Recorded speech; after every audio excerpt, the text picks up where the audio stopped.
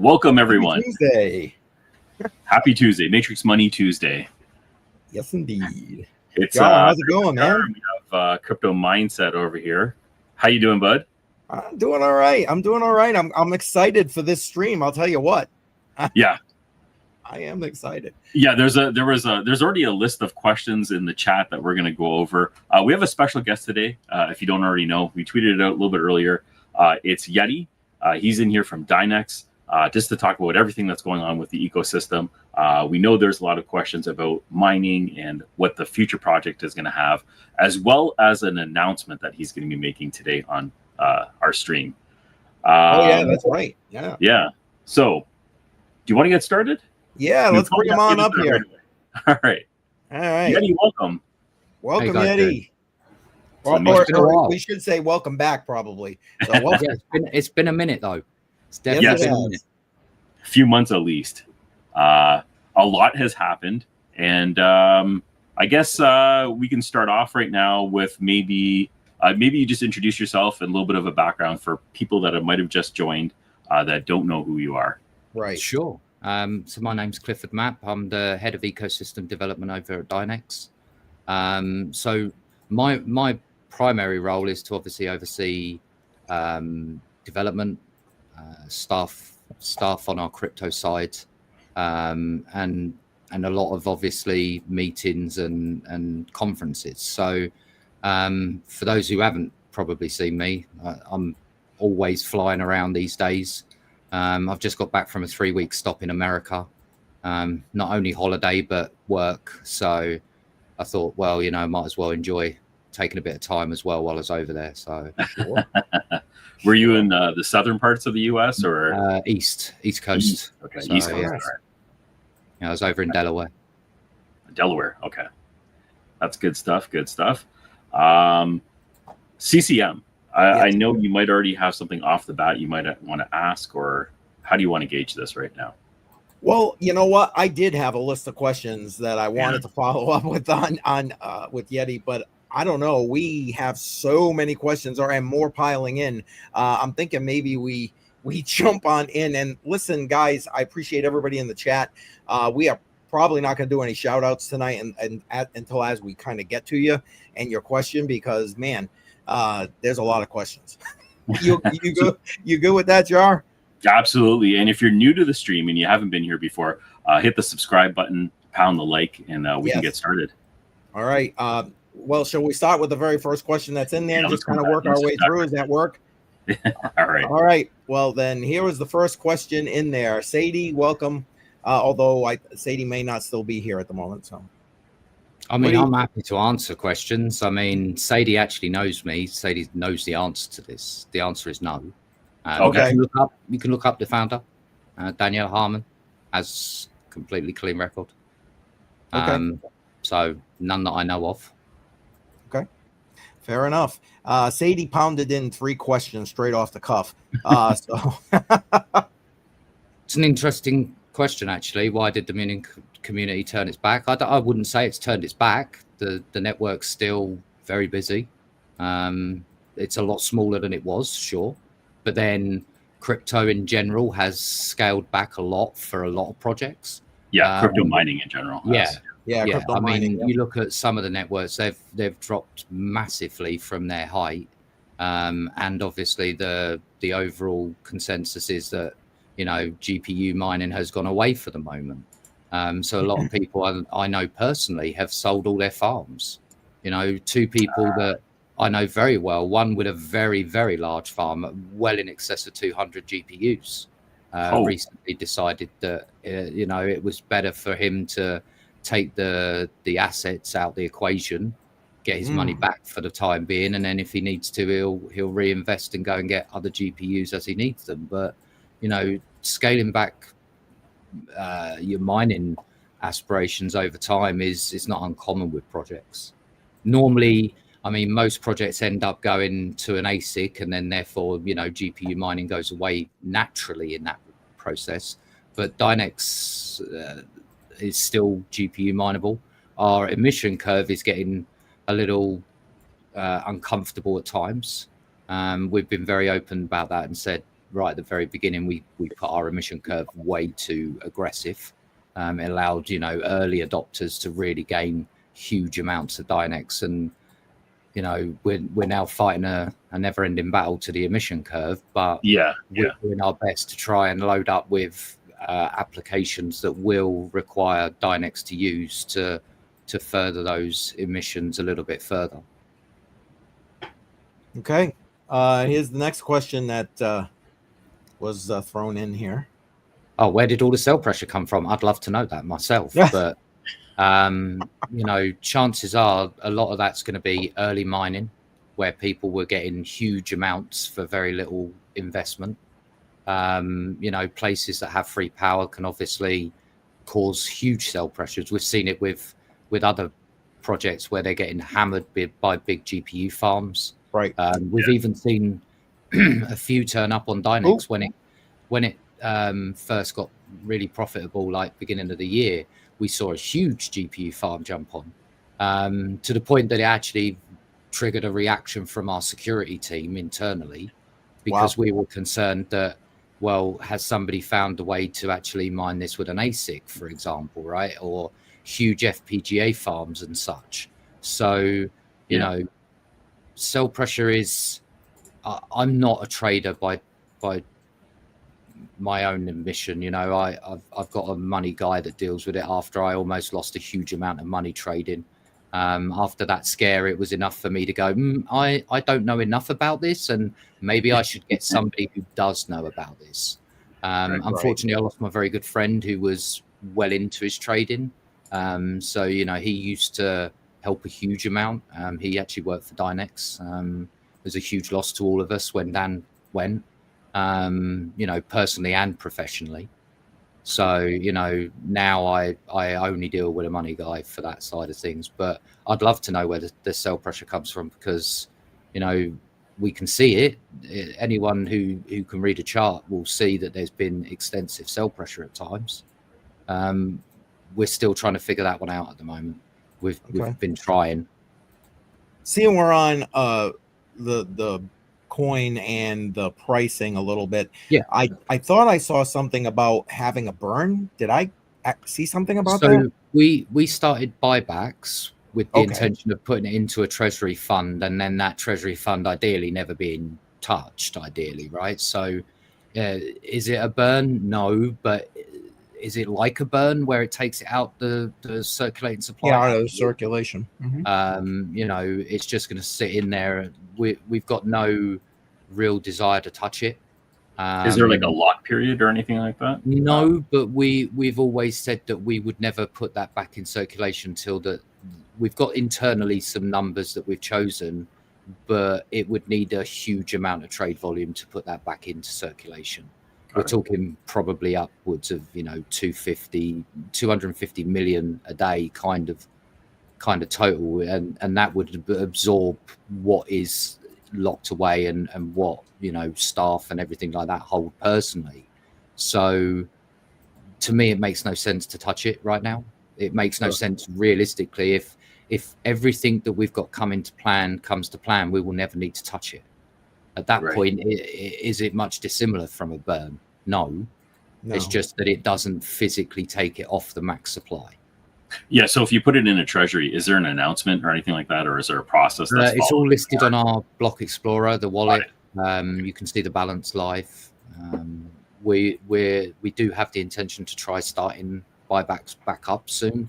Once we know the income that's going to be generated from Apollo and future chips as well, because we can factor percentages of that in, for example, and accelerate a certain amount of buybacks in a very quick time.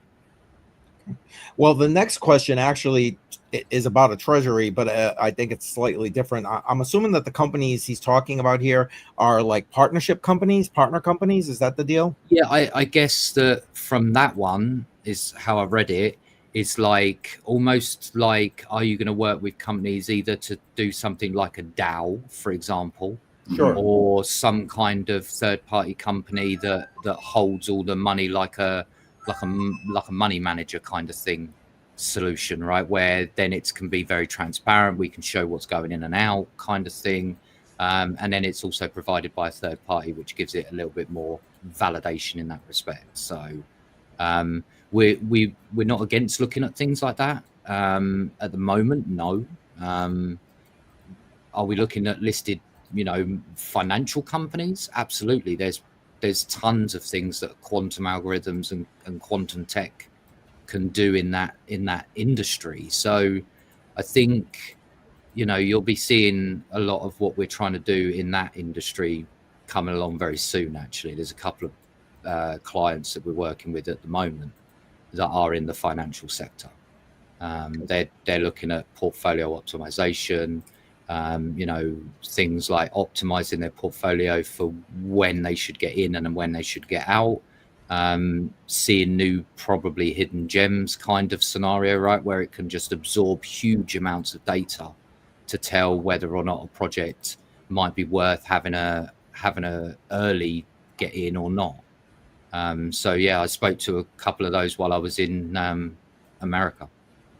They actually flew in to where I was staying and came and actually visited me for a meal and a conversation. So it was really quite a fascinating 4.5 hours of talking. Well, you guys know me, right? I can talk till the cows come home, kind of thing. Fair enough. Here's the next question. Basically asking, kind of, I guess to summarize this, why just you and Daniela as the kind of face of things? Sure. I mean, it's me probably because I was one of the first to really come on camera and start talking about Dynex on behalf of Dynex kind of thing. Daniela obviously is one of the co-founders. She is very active in going to all of these meetings and conferences and a lot of conferences that I wouldn't have expected us to go to, right? Because you have to know people or you have to be in the industry long enough to get those kind of invites. For me, I get invited to the more technical conferences, but maybe not so much things like environmental conferences and so forth, because I'm not really known in that industry. But we're not the only two that have been obviously shown. Our head of QD LLM, Adam, he was recently photographed in Hong Kong with Daniela for a conference. Ivan has been pictured when we went to Dubai for Token 2049. So he's on pictures. Dan, before his passing, he was obviously fully out there and on videos with me personally. So there's a lot of pictures of us all really. It's just that the two primary ones are me and Daniela. Yeah, you're definitely out there. When somebody says Dynex, it's like boom, it goes to Yeti. Any conversations I've had about Dynex anyway. Yeah. Okay, AV in the house here is asking a bunch of questions, quite frankly, here all jammed into one.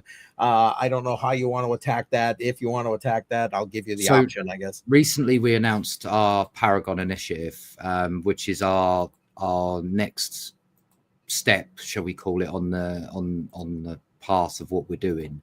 That will cover a lot of what's in that question, right? So quantum nodes, privacy removal, market maker.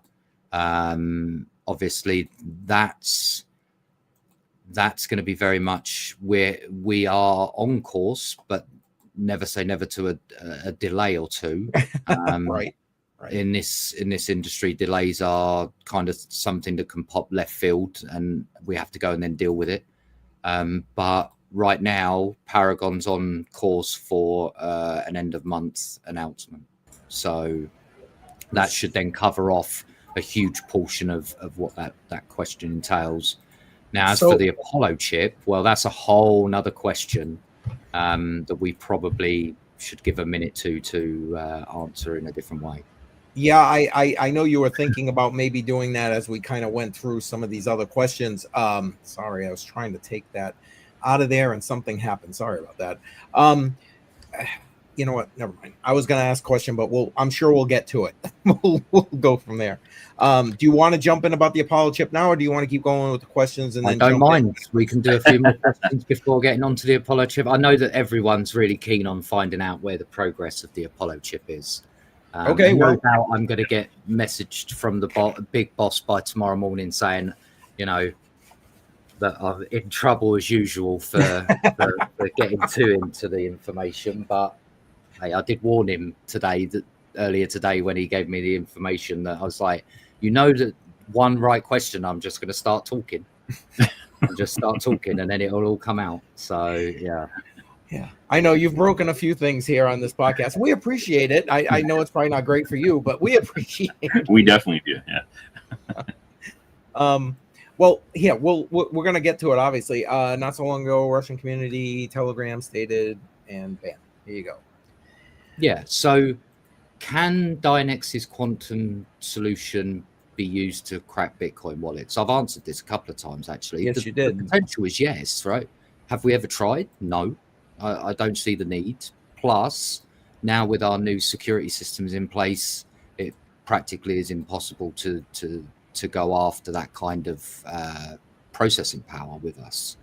However, obviously, we've been working tirelessly on the fact that once this scales to a size that is worrisome, then we need to obviously have solutions in place. One of the solutions is obviously the security mechanism.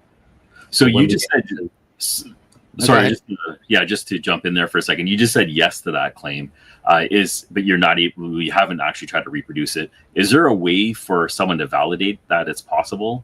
Yeah, there or thereabouts. I believe it's 10 million qubits, give or take. Okay. Would be what we would require to do it. It would take a huge chunk of the network, and right. Even then, it's not going to be instant. It's not like what people believe, where it'd be like, it's like you just ran it and immediately it would be done. No. Yeah. Yep. We're instead of it taking, if you were to use a big GPU farm, you'd probably do that in about 11 months.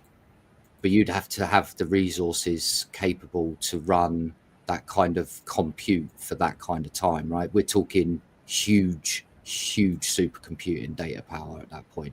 Yeah, that sounds pretty groundbreaking, because from everything else I've heard in the discussion, we're about 5 years away from that sort of discovery. Yeah, and I keep saying to people that we're probably very closer than people think, because, I've been around long enough to know that it only takes one leap and then suddenly that has a domino effect. Right. One thing leads on to another thing that leads on to another thing that leads, and ultimately then you've already started that snowball process, and instead of it taking 5 years, it takes less than a year. So we know that at some point we're going to be big enough that we would be troublesome to things like Bitcoin. But Bitcoin is not the thing that bothers me nearly as much as the fact that, there are still security systems out there that run on the same fundamentals. Right. It's the technology that underpins Bitcoin. Right.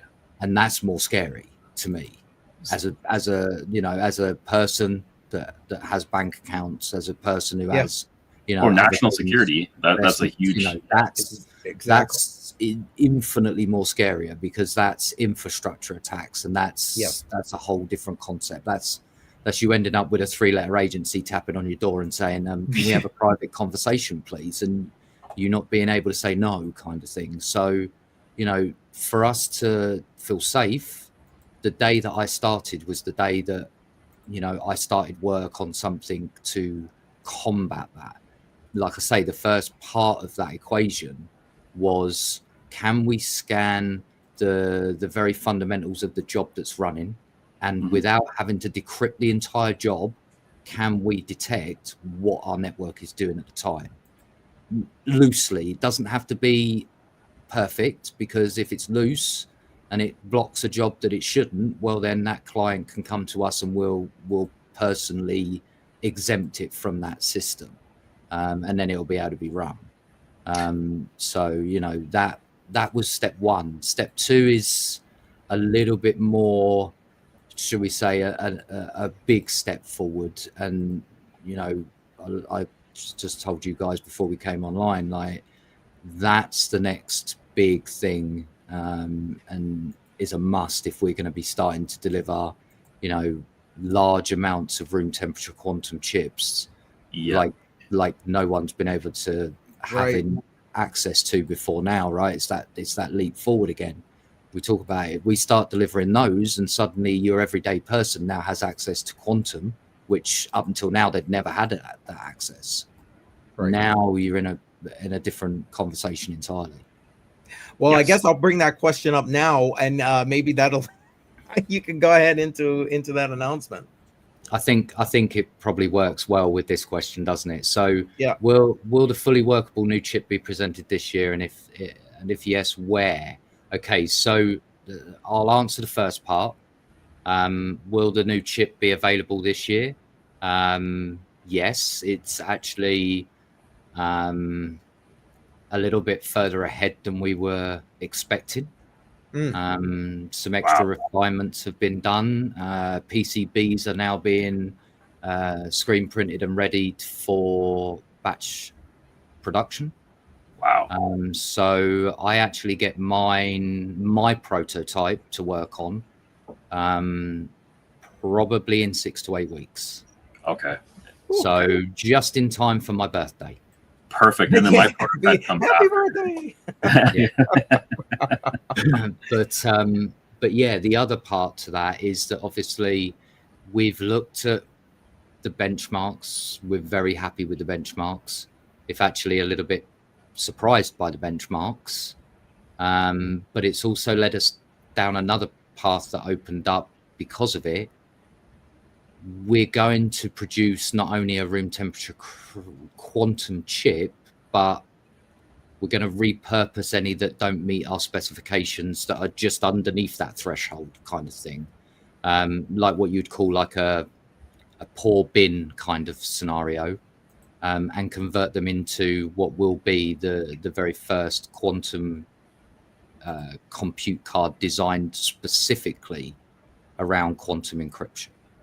So think of it this way, nothing on a PC is truly random, right? You can reverse engineer a PC knowing its time, its date, and so forth, and be able to reverse engineer the random number it might generate you. Right? It's how a lot of people manage to bypass password generators, for example. If you know the exact date and time and a machine UID, you can actually start to reverse engineer the ability to actually get that random number out. Huh, okay. What would you do if you had a quantum chip do the randomness for you using a 16-bit adder and 16 qubits worth of compute, or even 32-bit qubits worth of compute?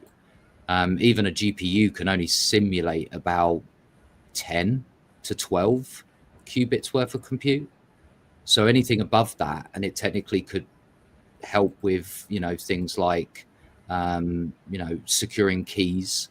2FA could make use of it, but think of this like a dedicated card. Specifically, its only purpose is going to be to provide quantum encryption methodologies. So that'll be then completely open sourced. We're going to open source not the chip, but the actual software that runs the chip. We're going to open source that, so that then companies, users, hardware wallets even can actually make use of those if they so wish to. I think actually it's got as much a benefit as room temperature quantum has. Like if we're looking at that stage where everyone has a quantum chip in their PC, then we need to come out with quantum encryption before that becomes a reality. Yeah, 100%. It's the same as if tomorrow somebody turned around and said, they've breached RSA, 4096 or whatever it is, right? And it's the top spec military grade encryption. There better be somebody also turning around the same day and saying, well, we've already got that ready and in the works kind of thing. So for us, it's something that I've had a big passion about. I've not made any different statements around that ever since the first day I got involved with Dynex. My first role solely has been, can we produce a quantum solution to not only buy us time, but protect, because it's not going to be long before those possibilities become a reality, and we better have those things ready beforehand. Yeah. So, Yeah, so doubt. basically those will be launching at the same time as Apollo comes out. So not only we're doing one type card, we're doing two. Wow. Nothing like giving ourselves more work, right? Yeah. But yeah. So with these cards, what's the price range that's going to retail at? The prices are still coming in. Mhm. We're seeing if we can get them any cheaper. I think the first batch is going to be the priciest of them all, obviously, because we're only running off 100. Yeah. Once we start scaling up, I believe the next pricing point is like 1,000 kind of thing, and then it drops quite considerably, and then 10,000 again, it drops quite considerably. Right. But we might be able to also source some of our parts from alternative suppliers other than where the fabricator gets it, and then we can obviously make savings where we can. But right now, the price is fluctuating a little bit, so I'll hold off getting myself too much in trouble by giving a price. It's going to be a little pricey then. Yeah. Fair enough, man. I'll tell you what. Just listening to that, I'm scaredy. I'm like a scaredy cat right now, thinking about. No, I am too. I'm like, yeah. I mean, that's the thing, right? Ultimately, people who use this kind of solution, or whoever is in security, will understand this. Most security people are all on dark websites, trying to keep the finger on the pulse of what's coming. And I've already seen some proof of concepts of quantum cracking already on the dark web. And that's scary enough, right? They just don't have the compute power available to them to go large scale examples. They can only do a small case proof of concept. Yeah. So, that to me says, well, if they're already playing it on the dark web and they've got proof of concepts that they just haven't been able to fully test yet, chances are they're still a way away from it yet. But even so, seeing proof of concept scared the hell out of me. It's scary, very scary. For me, I want to be ahead of that curve. I want to stay one step ahead. Well, the way we stay one step ahead is either buy ourselves some time with some sort of intermediary product, or fix it entirely and say, well, it's dealt with before it becomes a problem. Yeah. So let's go with that. Yeah, exactly. That's exactly my thought. Let's go with that. We get ahead of it. If we can be 2-3 years ahead of the curve, then that gives us a little bit more comfort to know that as we scale up, we're not going to be the root cause of all hell breaking loose. Right. Damn. Wow. Okay. I think we need to reset the room and change topics here a little bit. Well, not topics, but yeah. Whew.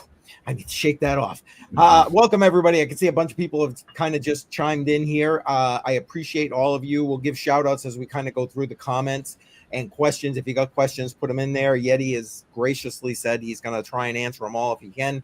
If not, maybe we'll have to do something as a follow-up later on. So please get your comments in there, and don't forget, smash up that like button. We really appreciate that. Okay, let's go to coin price and so on right here, and the Newts in the house, and 100 Air, I see you. Welcome, man. When tier 1 exchange? I mean, I'll tell you, getting my hands on, because I've been trying to DCA into Dynex, and it's like full of teeth, it's been hell for me because I'm in the UK and like 99% of all of our exchanges are barred in the UK. So been absolute hell trying to do that. We are trying to do our best to get a listing that's suitable. Tier 1s might be a bit more reality wise currently than it has been in the last couple of months, due to the fact that last couple of months we were hearing all kinds of prices from quite reasonable to absolutely insane, and would cripple us as a business to even think of spending $1 million on a listing. Some of them are just gouging. And then we also have some that say, oh, we do free listings, and then you get you spend 4 hours in a conversation with them going through all the technical side, only for them to say, oh yeah, by the way, we charge you for the integration. Well, if you're charging me for the integration, then it's a listing fee, right? No, it's an integration fee. So yeah, it's a back and forwards constantly. I speak to, and so does our head of exchanges and all the crypto exchanges side of it, out of space. He very much has been in contact every other day trying to get the right listing, right? Because we could go and get a ton of really terrible listings. We could have them tomorrow. We could show that we got 50 different crypto exchanges, but then do we want 50 crypto exchanges with zero volume? Because that looks equally as bad. Right. You know, it's kind of crazy. You know, we've heard of, you know, some networks being held completely hostage for their listings, to the point where, you know, some are asking for 20% of their entire supply just as well as a listing fee. And you're thinking, well, if that's the case, how do you expect any of these projects to survive, you know, at all? It's just crazy. So I would love a tier 1 tomorrow. But with our low volume right now, most tier 1s are not looking at anything that's that low. Does it mean that we couldn't? No. I mean, in this industry, money does talk. You know, you throw down big numbers and suddenly you'll get a listing. It's just, we want the right one. Yeah, it has to make sense. Mexi is a good listing that I see that you have right now. Yeah, although I have my own disagreements around Mexi personally. Oh, you do? Yeah, I mean, there's a lot of volume on Mexi. I won't deny that. A lot of Chinese and Asian markets use Mexi. They have a good volume and a good organic volume. No KYC in a lot of cases. They're KYC now. Unless you live in the unless you live in the US, you can't. I can't get in there. Unfortunately, I can't use it in the UK. You know, I can't use it while I'm in the US either. So, you know, similar to Gate, those are both blocked in the UK as well. Got it. For me, it's been Biconomy or xt.com, or obviously now that Ethereum's transaction fees are a little bit more respectable, I don't mind going and grabbing some you know, wrapped Dynex, but I'd rather have the native token, just personally. Sure. Absolutely. I just don't want the hassle of having to, every time I want to convert it back across and wrapping and unwrapping it, it's just a longer process for me. And considering that I've got a lot of you know, things on my plate, waiting for things to wrap and unwrap is just a nightmare. You ain't gonna hear an argument from me, man. I'll tell you what, been trying to DCA, like I said, a little bit more, and it's been, I've gotten to the point where I'm gonna like start paying people to use MXC just to get my hands on something and hope for the best. I mean, I don't know, but anyway. Now I don't know if you want to expand on this anymore. I know we've already kind of touched on the chip, but where it's talking about fees, burn, staking, that kind of thing. Yeah, sure. So we already have our holders incentive program, which is our take on effectively staking. Right? I hate using that term though. It's too narrow for what ours can do. We've got holders on Ethereum wrap token, and we've got holders on our native token. We're now in the process of obviously activating that for everyone to use, whether it be native or wrapped. Then you've got a choice. For a long time, it was only wrapped because obviously contracts make it a nice, easy possibility to do any kind of staking rewards or any kind of rewards in general. Was a little bit more tricky to make sure it's all valid and working on our native chain. But yeah, we're actually in the process of integrating it into our other two wallets right now. So we've got it in the web wallet right now, but the Electron wallet and the QT wallet are next up on the list. So hopefully there'll be all of that. There won't be a problem. Now, as for use of the token, we've been actively, you know, looking at actually building apps for Dynex coins to be used on. So that might be, I don't know, a portfolio optimization option where you upload it, what you're into, whether it be stocks and shares or crypto side of it. And then it can obviously offer you that portfolio optimization. You know, there's a good load of different things we got in the pipeline. Two-way messaging app, which is something that's really interesting to me again, because it can use quantum encryption for the 2 key handshakes, and you could literally pay. All you would need to do is pay the Dynex for the key exchange, right?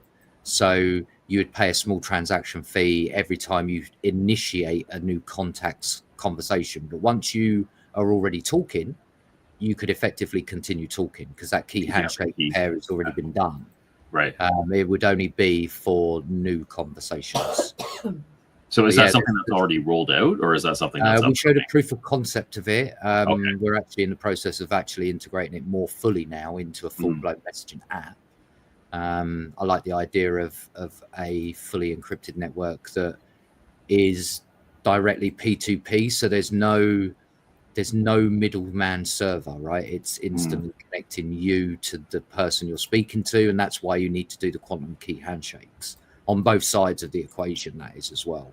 So it's not just you as the user, you have to also have the person on the other end also pay Dynex to effectively create their keys for that handshake. So that's going to be interesting and go quite nicely with our new quantum encryption card. Obviously, that could be its first applicable use case straight out of the box. Could be for a messaging app, so that it encrypts all your data in and out.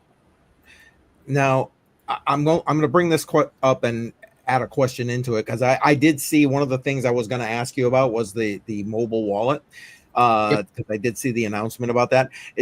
Do you see that messaging app being like built into this when it's like that is the overall goal. That is the goal. Is to actually build the apps directly into the wallet so that you can make use of them directly, and then that way it's just as simple as signing a transaction within your wallet and you can start using the app. I already started work on it at the beginning when I started doing the Electron wallet. You probably have noticed, if you've ever used it, is that there is an addresses area where you can store people's wallet IDs. Well, that's going to be the fundamental start to how to build like a contact list. So it'll be how do we get it so that it knows where to send the request for signing the other side of the transaction and paying the fee that side. Your wallet ID is probably the best ID in that regard, because right. So then inside the and we've just got to work out how we're locking that into the blockchain side as well, because I want some sort of record that the key pair has actually took place.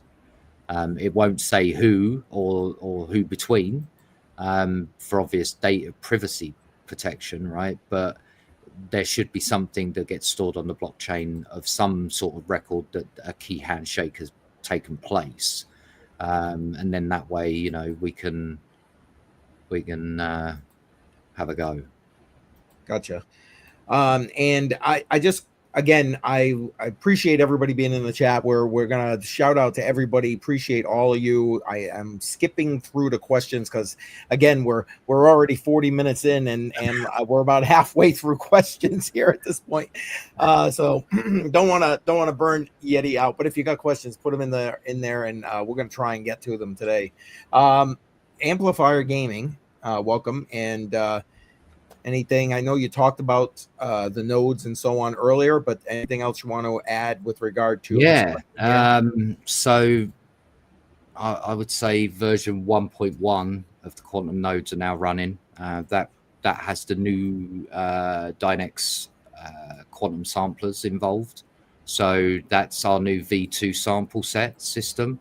If you thought version 1 was fast, version 2 is infinitely off the scale faster.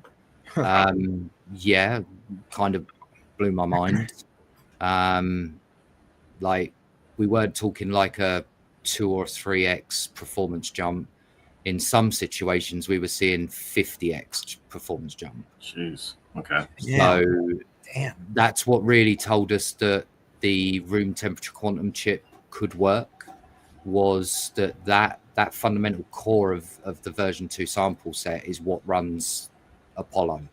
It is Apollo's core code at the core fundamentals of it. How many of the quantum nodes are running right now? Right now, I think there is 6 right now. Okay. that are dedicated Q nodes. Right now, it's primarily supplying most of the compute for Sony University courses that we're running.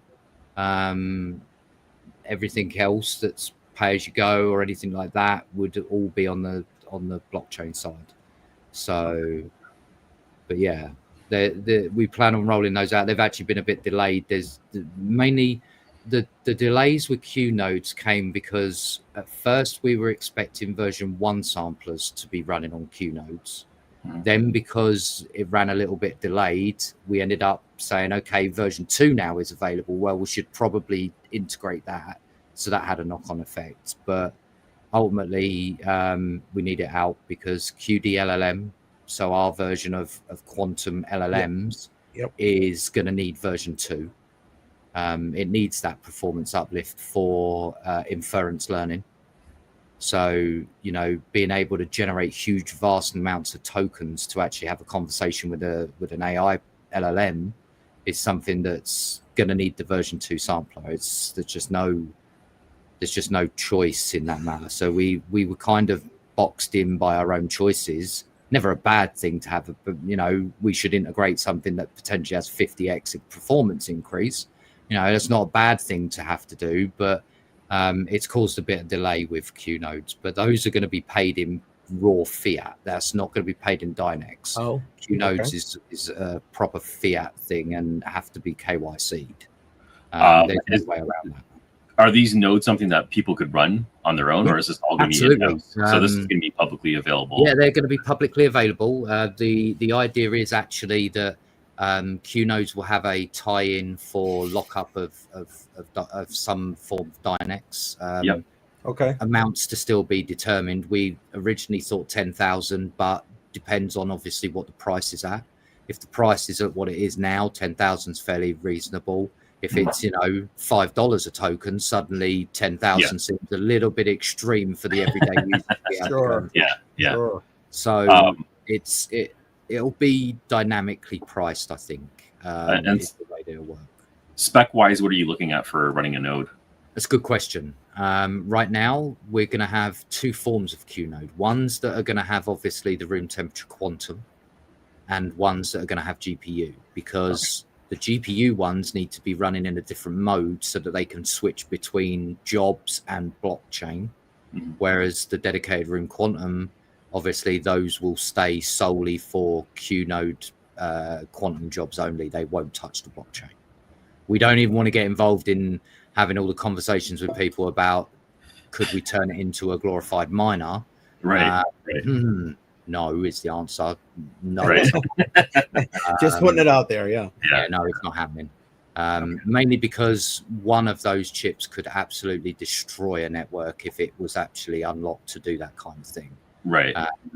It just makes no sense to us to go destroying the industry that basically gave us the chance to do this.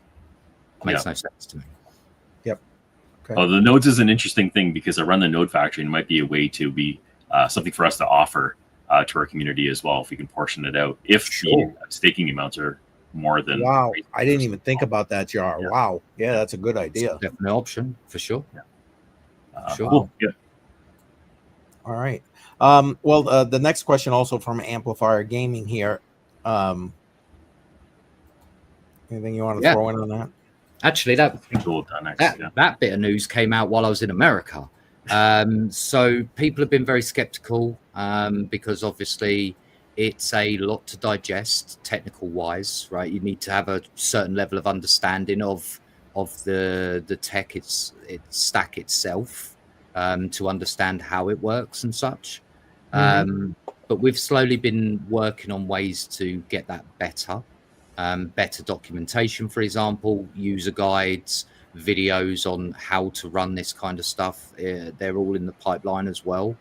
But ultimately, we just had a huge validation from FSE fintech company, who have just been doing a full published white paper almost on Dynex's potential, them running their own benchmarks, Obviously, we had to lend them a hand because they didn't have anyone with that level of expertise. But once they were able to understand the tech stack, they were able to run all the benchmarks independently, completely de-restricted.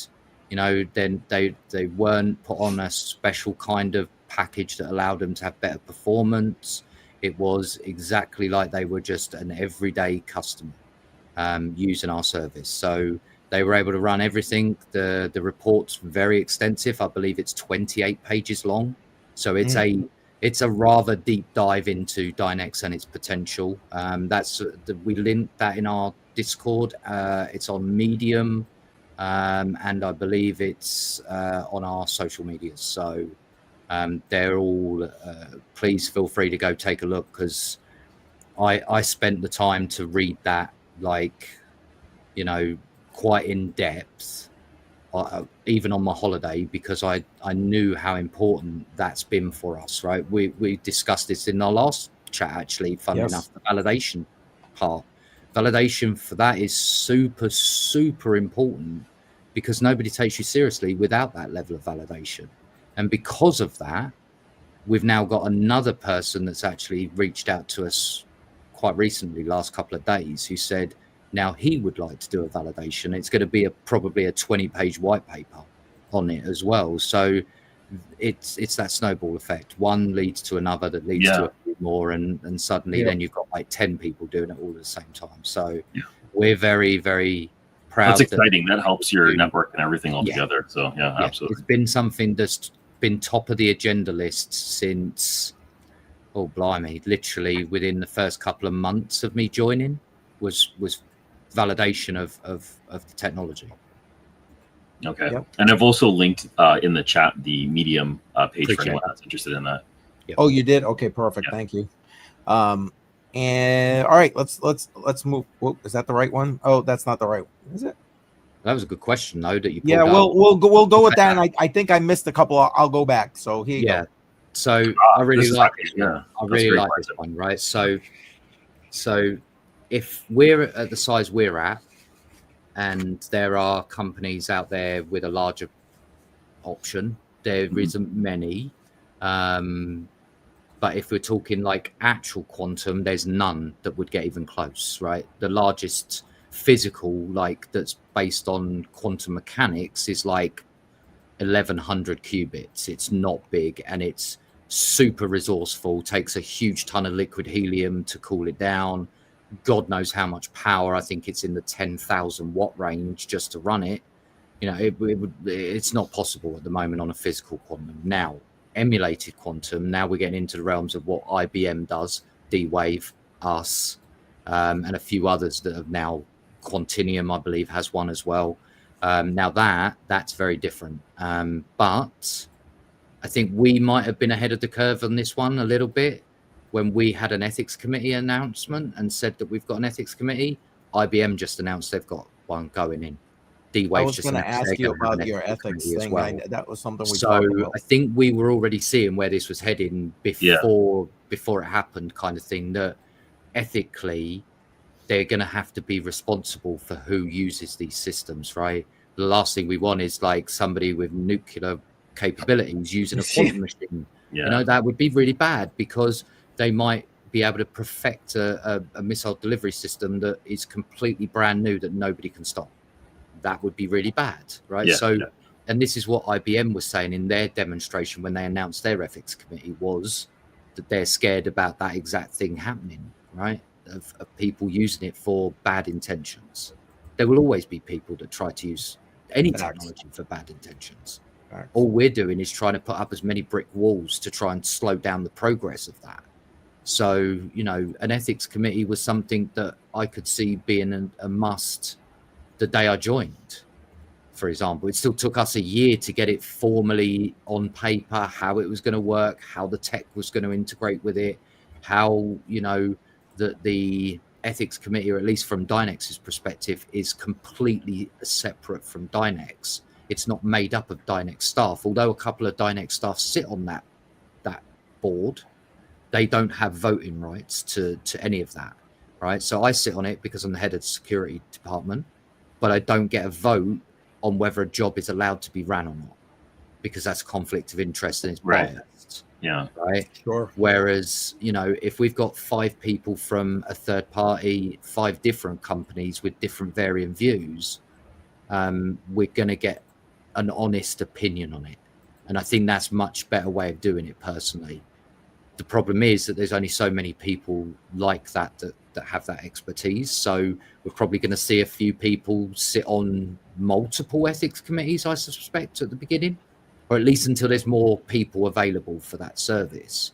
Yeah. But yeah, it's definitely something that is super important. And I think even the rest of the quantum companies out there are now seeing that as the same thing, where they go, we might need to look into this and be more ahead of that problem starting to happen.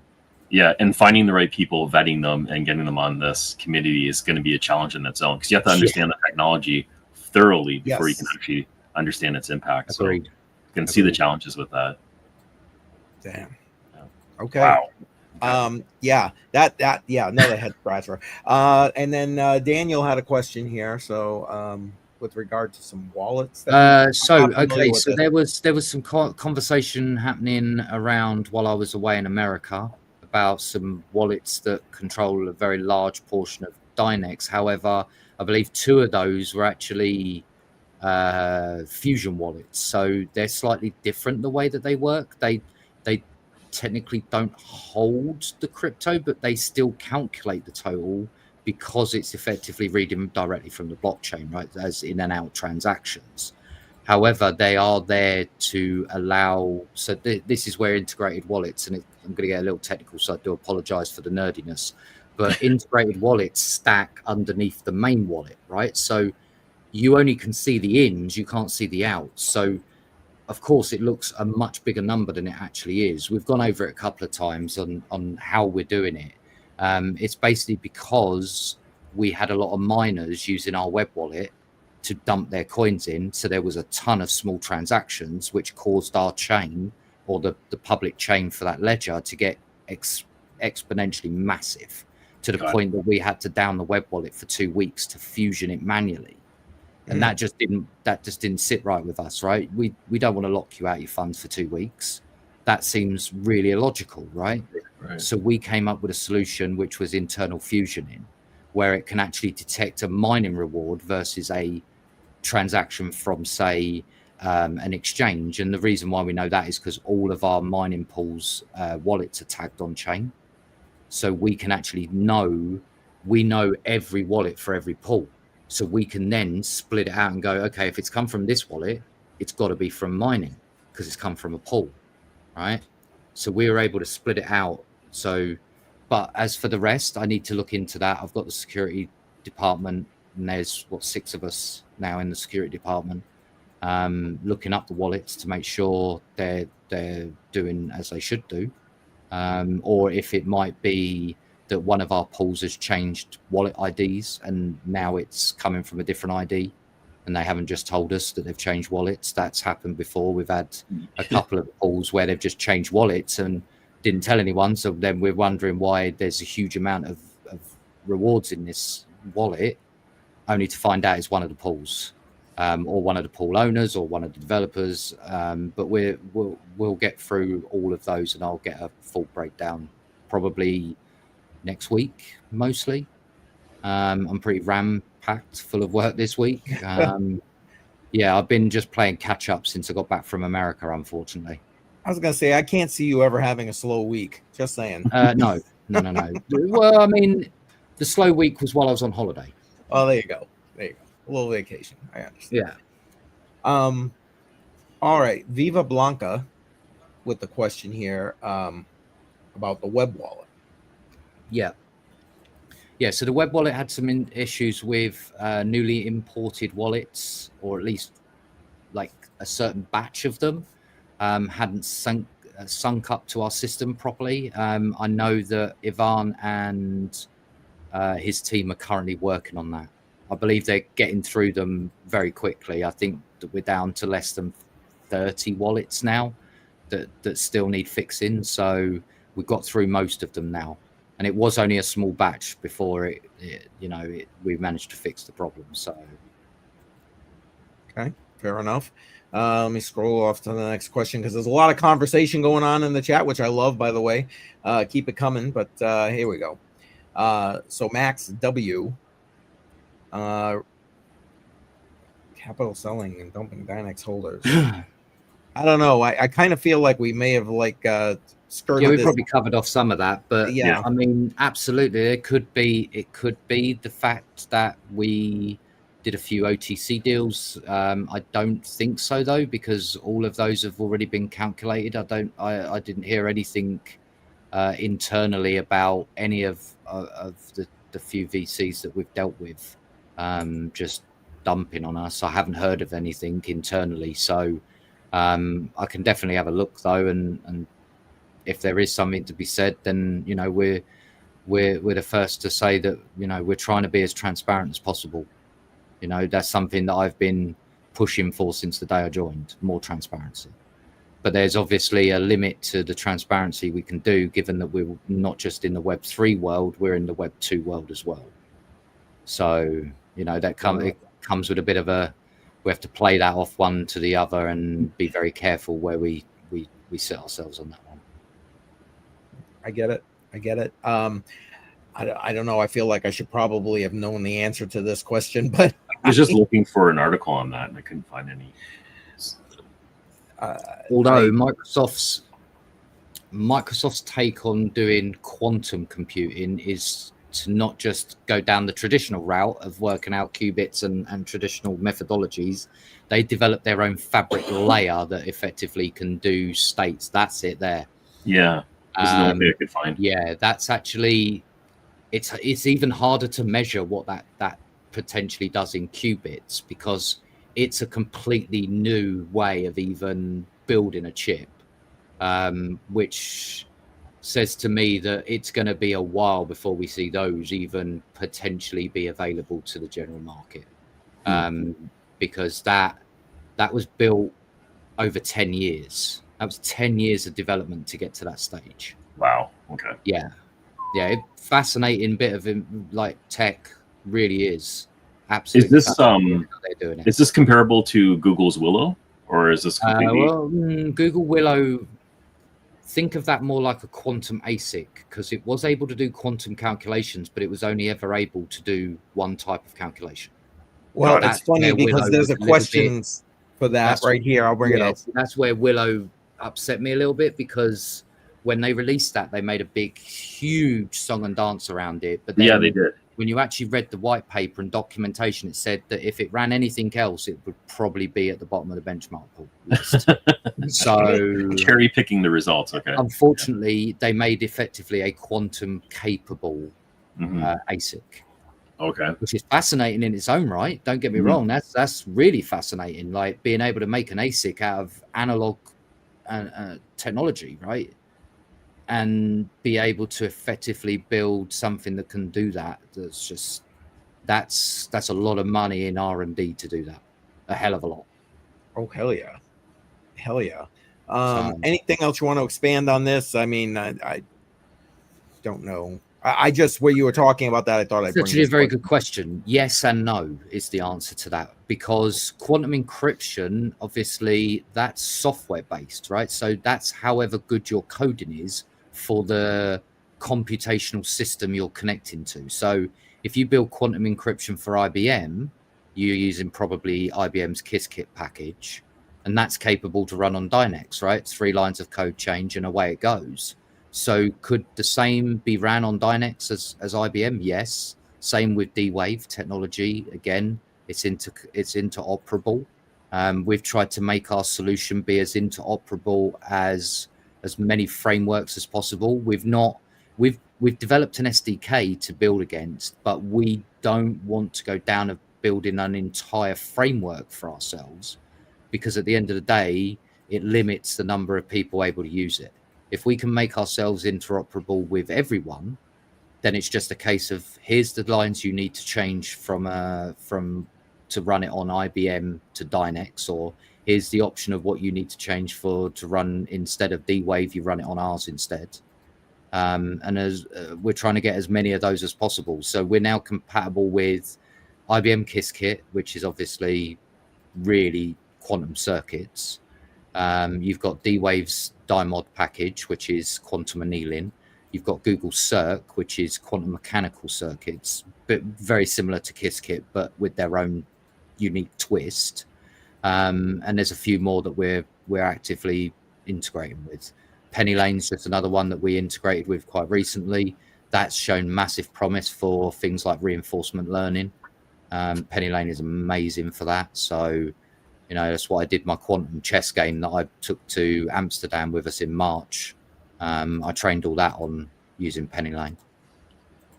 Okay, so a lot of that went over my head. Every time you're on, I feel more and more dumb. So I have no follow-up questions with that.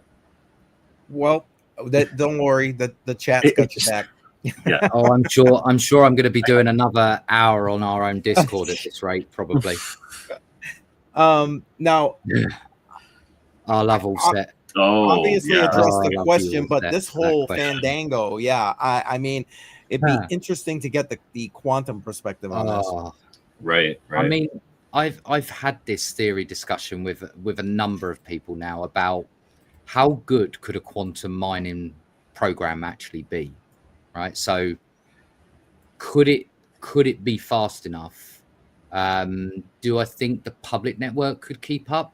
I'm not sure, because you've got the latency punishment of obviously uploading the job, decrypting the job, and then unloading it and then putting it back onto the chain. However, could it be able to be done using our quantum cards? I mean, that would be really exciting bit of research, but also would give me big, huge pause. Like, that could destroy networks. Like, you could theoretically put a big quantum network on there, absolutely savage the difficulty to the moon, and then just disconnect your miner, and suddenly that network is now stalled. It's never going to move because the difficulty rating's gone so far up that nothing else could touch it. Right. And therefore you'd need that quantum machine to come back on to then effectively slow down the difficulty rating, or you'd have to wait until it readjusts. And as we've seen with other networks, like Ergo got hit when the Ethereum merge happened, right? Everyone moved over to Ergo. Their difficulty went scooting through the roof. Everyone realized it was really unprofitable, so turned off. And now their difficulty is stuck at really high. And it took nearly a month to get through one epoch, which is really bad, right? Because at that point, their network's pretty stalled out. So we definitely don't want that to happen. We'd never want to be that kind of company to be screwing around in the industry that gave us the ability to do this in the first place.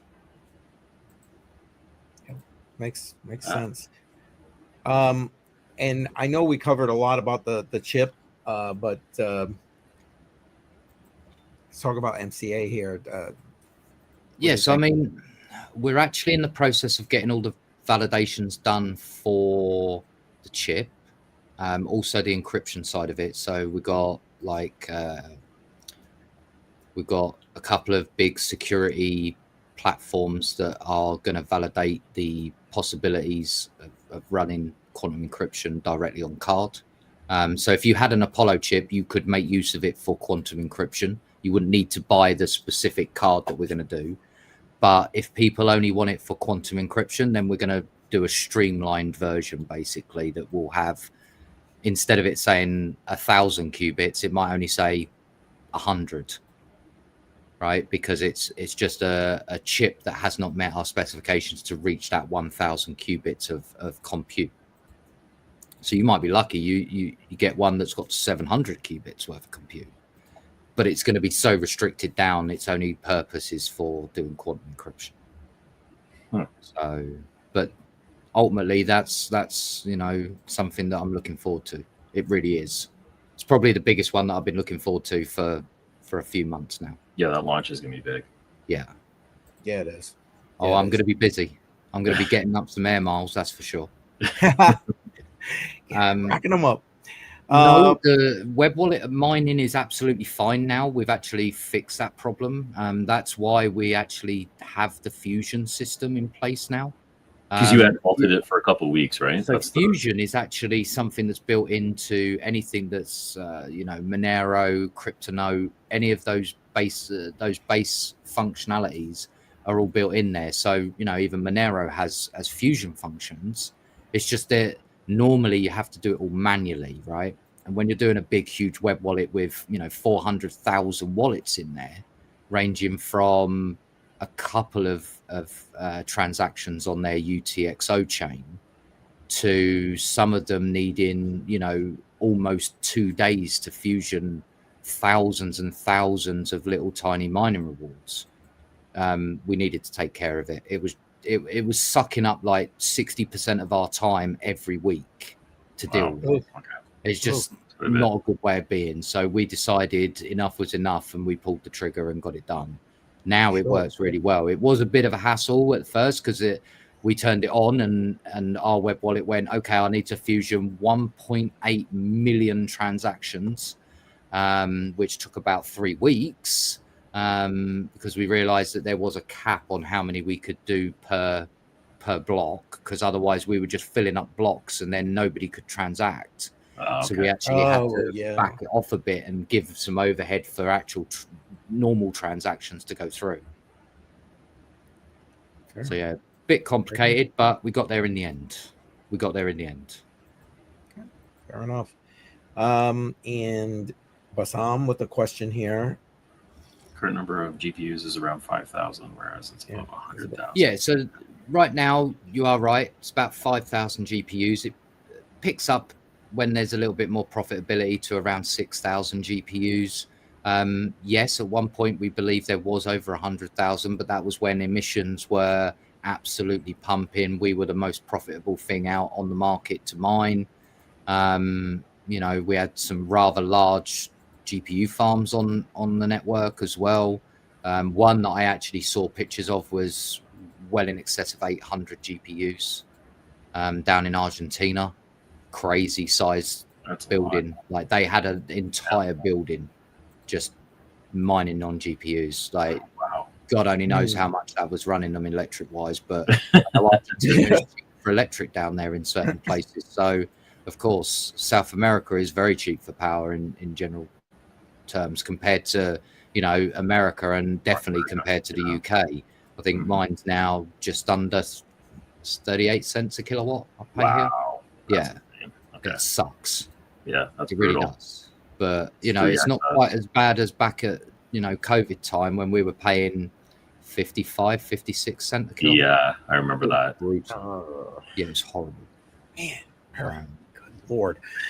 I know we already talked about exchanges, but it's more the second sentence that I thought maybe you'd want to address, or the second question rather. No, we just don't want to spend irresponsibly, right? There's a time for spending, and there's definitely not a time for spending. When markets are like, the way we are now, and you see this in stocks and shares with big, the S&P 500, you see it with all the big companies, right? Yeah. They're all scaling back. Yep. Why? Because people aren't spending money right now. So you need to spend wisely. I'd rather spend $1 million on developing our chip than spend it on a tier 1 listing right now, because the money that it could generate could then go and get us our tier 1 listing afterwards. Yeah, absolutely. I'm with you with that thought process, because like it makes sense once these exchanges see what's going on, man. It's just that exposure is gonna push, exactly, and push it over the edge. You can't really.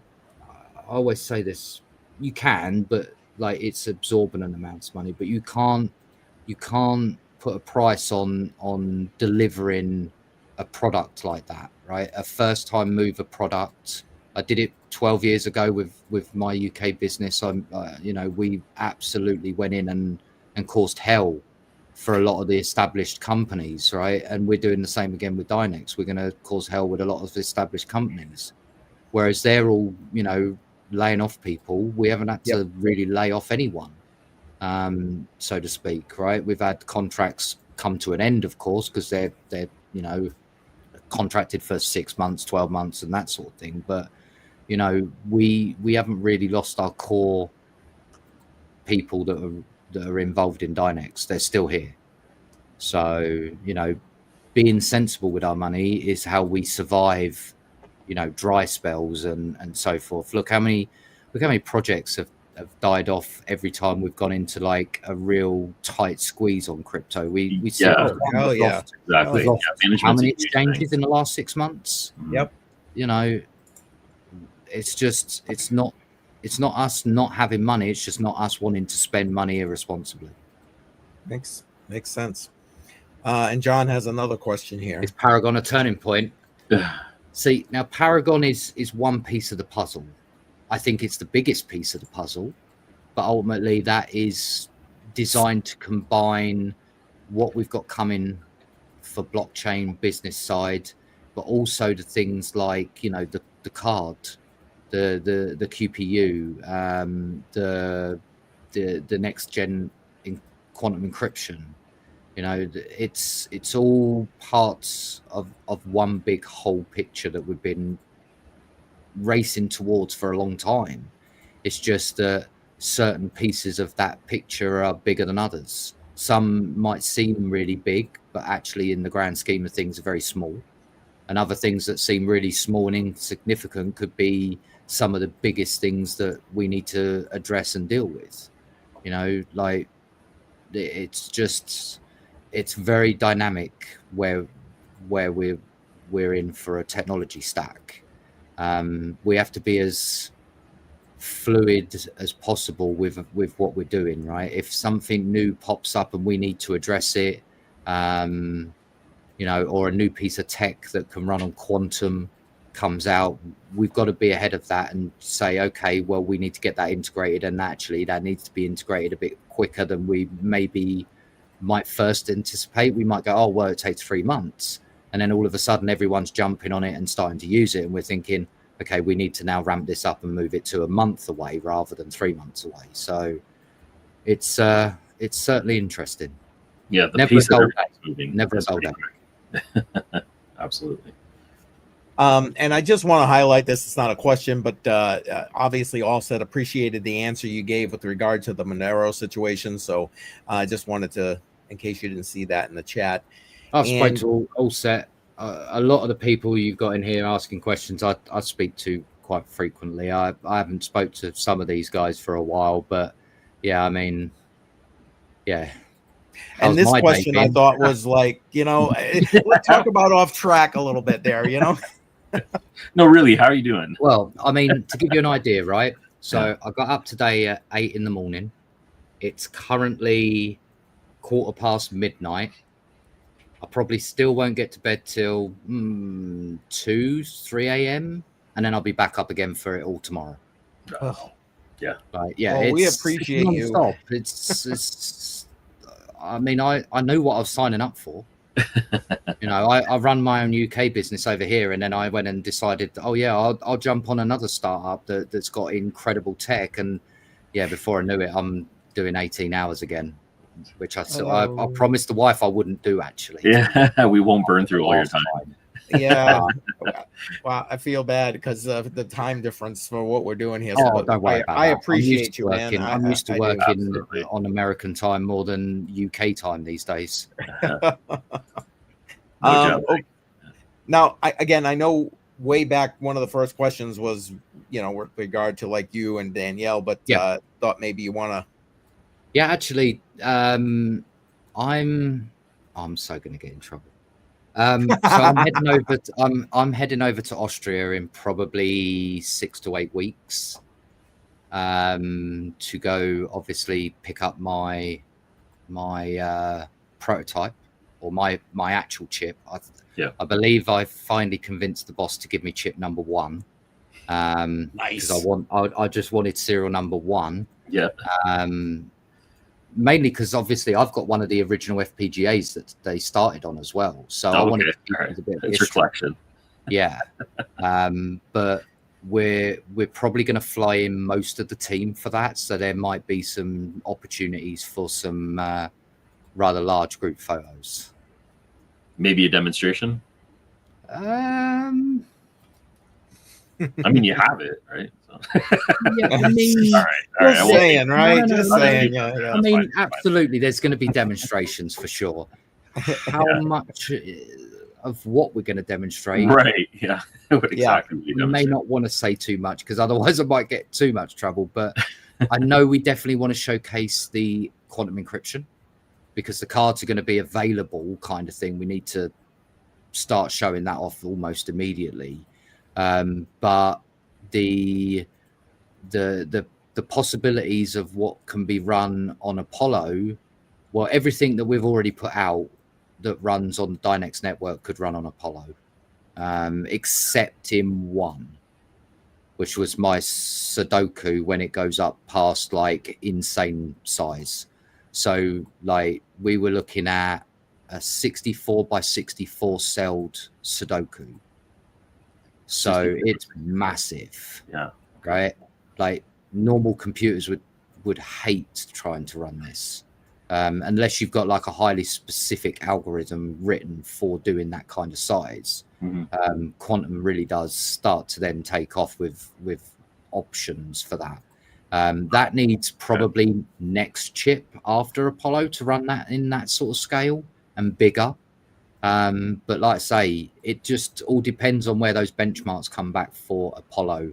If they're showing what we think they're showing and it benchmarks in exactly where we expect it to, what we announced for Apollo, which is 1,000 qubits, might be a little bit bigger. So how much bigger? Well, I guess we're going to find out based on, we're going to benchmark 10 random samples and then we're going to see where they each come out, because it might be that we get some variance in how many qubits are on each chip. It might be that each chip gives us a completely different number, right? In which case, can we just guarantee it's going to be over 1,000? That's what we need to just double check. We need to validate in that scenario, but it looks very, very promising that it may actually be a little bit more. Wow. Okay. That's something to look forward to. And if, I fully expect my one to probably end up getting blown up, to be fair. Because I'm going to push mine to the absolute max. I'm going to be overvolting it. I'm going to be trying to overclock it. Yeah, you can frame it after. We need to see where the limits are. So yeah, facts. Absolutely. You definitely have to push it. Definitely. Yeah. And Tech Man, welcome. I think a GT 1030 might be a little bit too old. I know that minimum for the Q node for GPU side is a 2060 at the moment. It may actually have to go up yet. Okay. But right now, we're going to try and allow as older a card as possible without it deteriorating the service. So if we can get away with keeping 20 series available for people, then that means, people even with older cards can still participate. Wow. Okay. Fair enough. And yes, amplifier gaming, it healthy is important. And I'm sure that's why I took a nice 3-week vacation in the US. I looked at some houses with the plan to buy a house out there. So I travel over there so much. Like, you might as well just live here. Yeah, exactly. Come on over. Oh man. And that I know we touched on Paragon already, and actually just again, but I just love the name Drum Bass Zone. I had to bring it back. So.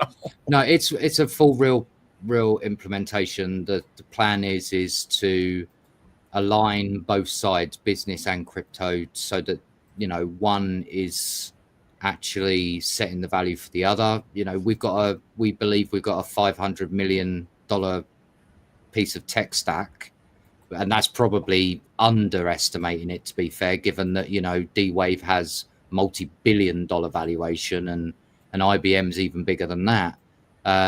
But safely, let's just say 500 million, right? That's based what we should be valued at based on our company. Well, how do we get the tie-in so that one side meets the other side? So our business valuation and everything like that matches our tech stack. There you go. So that's primarily what Paragon's about. There's obviously also things that are around transparency, and obviously, if everything goes to plan, by the end of the month, people should know a lot more about what is Paragon, what's it's about, why I've been so quiet for the last 6 months. Unfortunately, I've had to be very careful about what I've said, because I know what Paragon is. I have done since the first day that we spoke about it internally. But yeah, needless to say, it is a big change. It's a big move in the right direction as a business.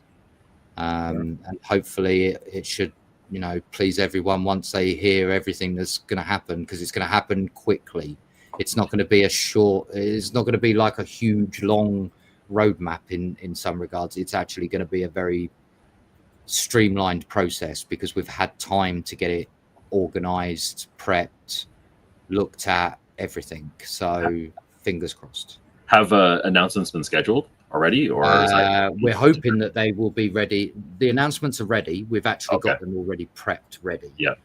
We just haven't decided a definitive date yet. The reason for that is that there's still a couple of bits that are still very much up in the air that we're just tying off now, and there should be in by the end of this week, most of them.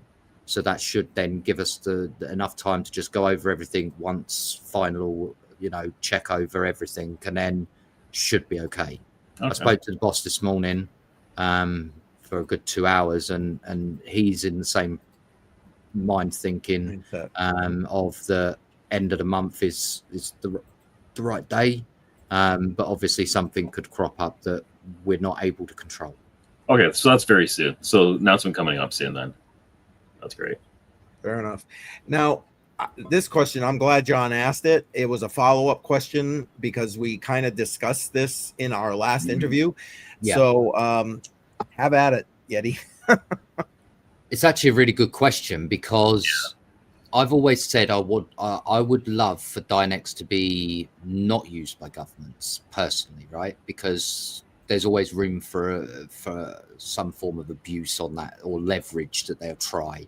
You let us use it, or we'll ban you from being able to do business in the country, kind of thing. I don't want to go to war with a government, right? Over what is right and what is wrong, because what I think is right and wrong might be very different to what a government thinks is right and wrong. We're seeing that all over the world, even especially in the UK. Specifics, like the UK has its own set of problems right now. It really does.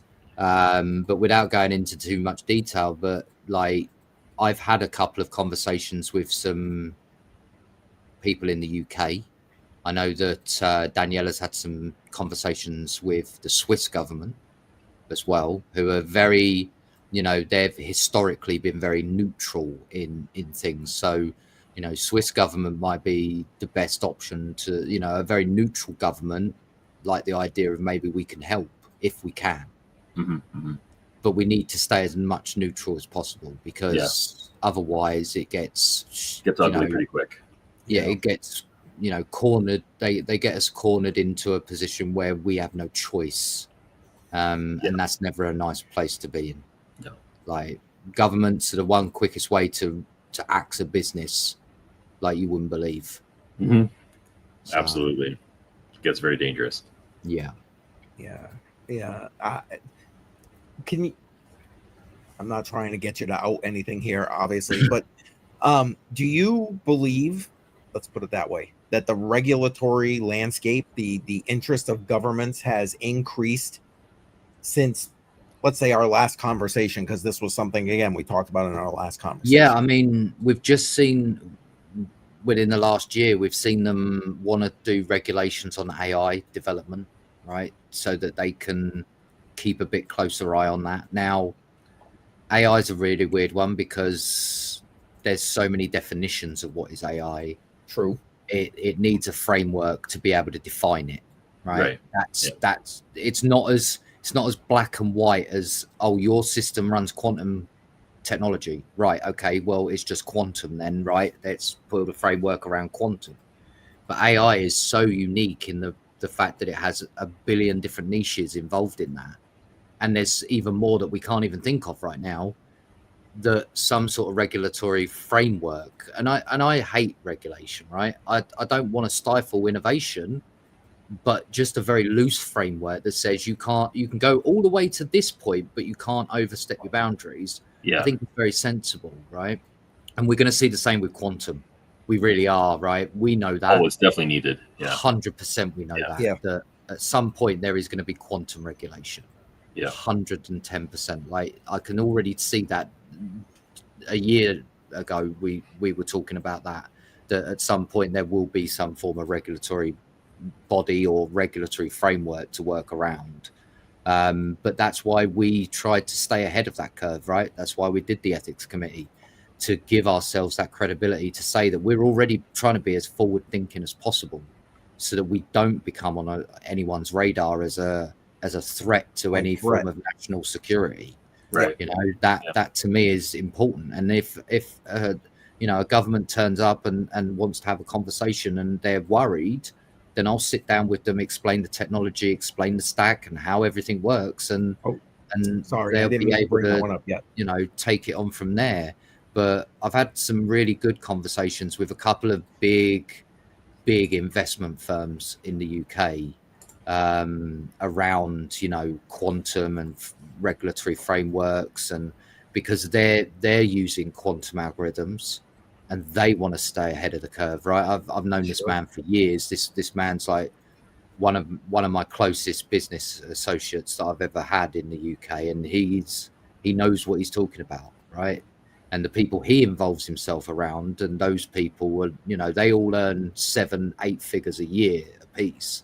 So of course I'm going to listen to what their ideas are, and put my ideas forward as well. And we're all along the same consensus. At some point there's going to be a framework for it. Okay. So I mean, like you guys are saying, I definitely think it's going to be a necessity no matter what. The thing that concerns me about it, and again, maybe I just got my tin foil still on my head, is how it's made up. How, you know, who, because, you know, people are going to be jockeying for influence in that position there. So I would look at it this way. Right now, there's enough companies to make it unbiased, and there's not too many companies to have too many opinions on the framework, right? So you could literally invite one of every, like a representative from every quantum company right now, and I'm pretty sure we'd get a loose framework. Would it be perfect? Probably not, right? Right. You just need a starting point, though. Be a starting point. Yeah. And I would wholeheartedly support that personally, because that's the right way of doing it. Bring all the people in that are currently building that technology, then bring in some developers that are working with that technology, and before you know it, you'll have a fairly comprehensive framework, but it will still need more further down the road, right? From people maybe that even don't have a quantum experience, so that they can look at the differences. I look at it from a technical perspective, right? You might look at it from somewhere different. So of course, having both those opinions and both of those views will be very important to build any kind of framework. Right. Absolutely. Well, thank you for indulging me in that question. No, absolutely. Now, I get it. I don't know the answer to this question, but I got to believe there's a lot of qubits going on in that brain of yours there.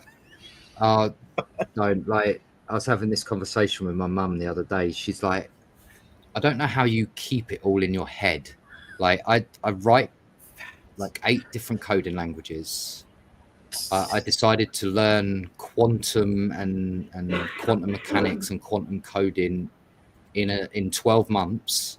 I learned that enough to get myself by and continue now. But, you know, I just, at times I even look at myself and go, how much I've got left up there to store more stuff.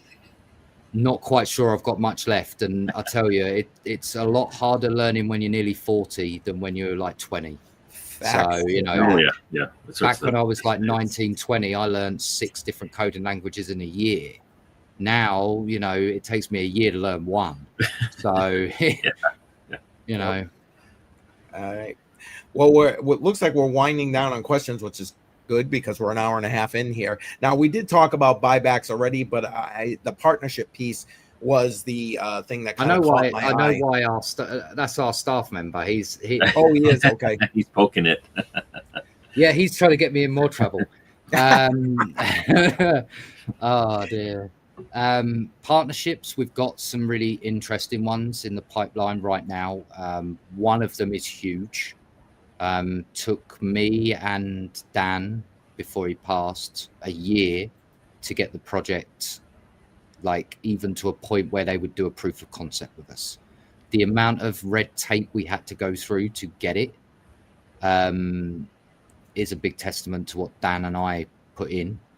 You know, many hours and very late nights or very early mornings for Dan, depending on which side of the pond we were talking to at the time. But they're not a small company; they are massive. Okay, we're not going to see who they are to the point that actually they're going to write a joint white paper with us on the program we're writing with them. Okay, nice. So yeah, that's a way away yet. It's not going to be tomorrow, that's for sure. You know, if it took me a year to get the proof of concept through, you can imagine how long it's going to take us before it's going to be the same sort of principle. Another year before we're ready, and people are talking about it and everything like that. So, but to me, I've pushed hard to do this one, not only because obviously, you know, losing Dan was a big hit to everyone, personally and professionally. But for me, it's my way of sort of honoring him as well as, look, you know, we did this together and now I'm going to make sure it gets done. And everyone in the company agrees that, you know, this one's important to us a bit more than maybe most of them, because it was the one big client that Dan had been working on with me for months and months. So okay, fair enough. And John has one more question here. There is some prejudice. He's not wrong. He's not wrong at all. The conversations I have had have been wide ranging. So from skeptics to people that are all for it, for, you know, the love of the technology kind of thing. I've had every end of that scale conversation with people, and you're not wrong. There is a lot of prejudice around quantum technology at the moment. Some people say it's not anywhere close for 10, 20 years. Other people have been saying that it's, you know, 5 years away for 5 years. So, you know, like there's a wide scope at the moment with it. And the way I deal with it is the best way to deal with any of that is prove the technology is real, for one, and then prove it's safe to use for another. If you can prove both of those, it's very hard for anyone to have a prejudice against it. Obviously, they can get very worried about their own self-being. Yes. But if you look at the bigger picture and not just only about the single individual, that's where you can start to see that there are things that quantum could actually help with, not just hinder. So, you know, yes, there might be a problem that people could use quantum to break, you know, encryption. But what if there's new methodologies for next generation, so what would be quantum encryption? And suddenly now that opens up a whole new avenue, not only for, you know, for us, it could open up doors for other people. It could open up new jobs, new lines of research, you know. It could be massive. It could be a brand new industry being born effectively. And that's super interesting to me and super exciting, because there's not many times in history you can actually be at the beginning of a brand new start of something, right? I liken this to like when my mum grew up and watched like the computers start from very early on all the way to now. She's going to be lucky enough to probably see from start to current before she passes, right? So yeah, like it's like no different than my parents getting to see us go to the moon. Yeah, I never got to see full that. cycle. Absolutely. Probably going to get to see it soon because they go, you know, they're going back soon. But like for me, it's something new and exciting, and and that's always something that keeps that motivation going. Wow, Like yeah. you can very easily lose motivation in work, especially if it's too boring. That's why I do development, right? Never a dull moment. It's never a dull moment. Yeah, No. there's always I'm moving my hair at a rapid rate.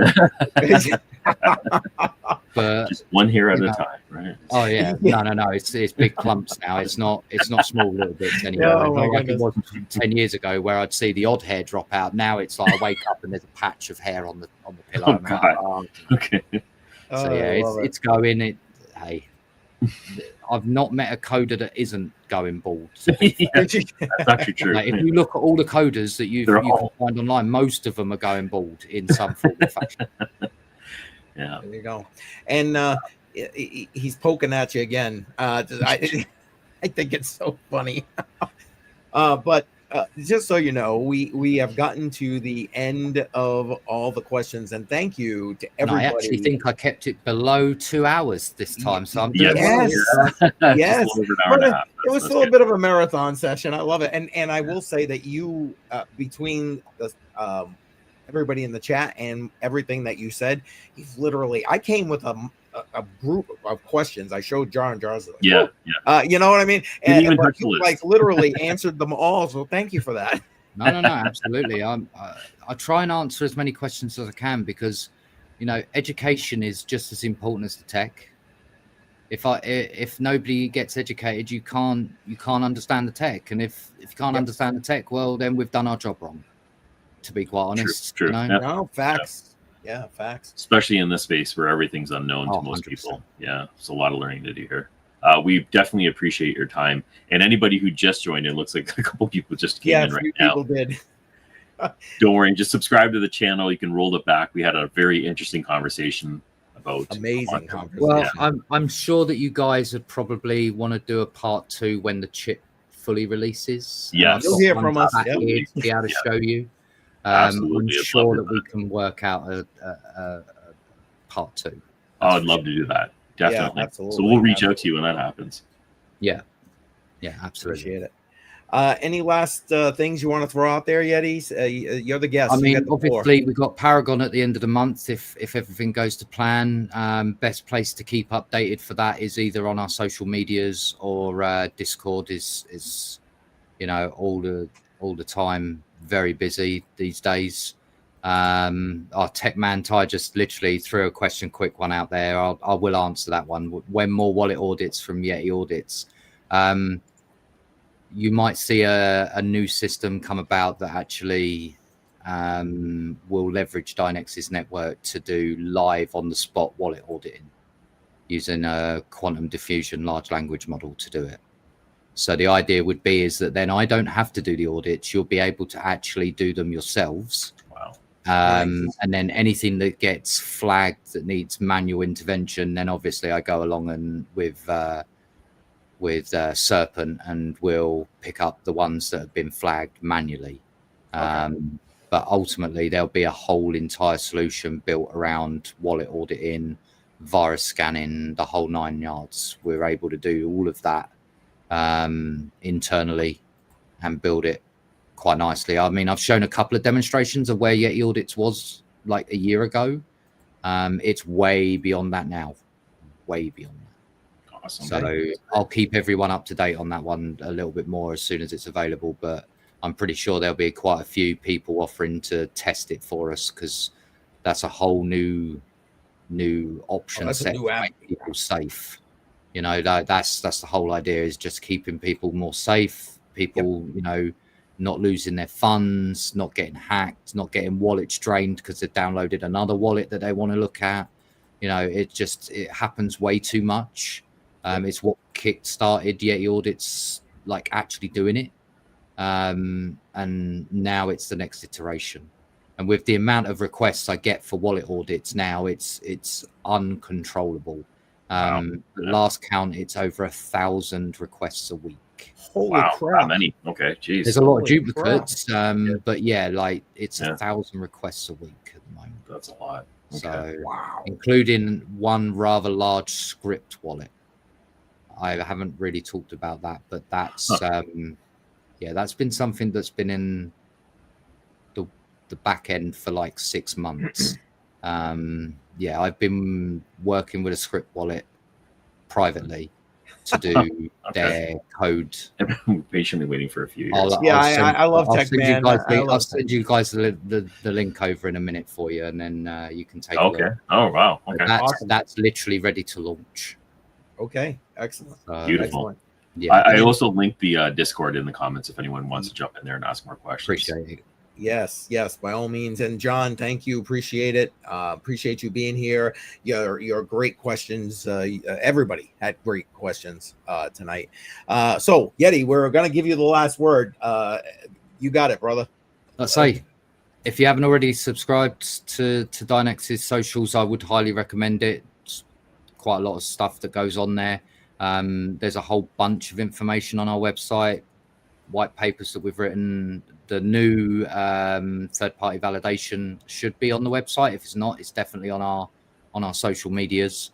If it's not on the website, I'll get it added. But also, guys, make sure you like and subscribe to these guys, because they spend the time doing the work. So yeah, we appreciate that. We appreciate you as well, Yeti. So maybe in a month or two, we might have you back on after this demonstration. And 100%. Absolutely. We'll take it from there. Yeah. Absolutely. Excellent. All right, everybody. Thank you for being here. And we're going to head out. Thank you again to Yeti. Again, the time difference. I know it, man. But thank you. Yeti's got to sleep. Yeah. You got to sleep at some point. All right. Thanks, everyone, for joining us. Have a great night. See you guys next week. Take care. Take care. Bye-bye.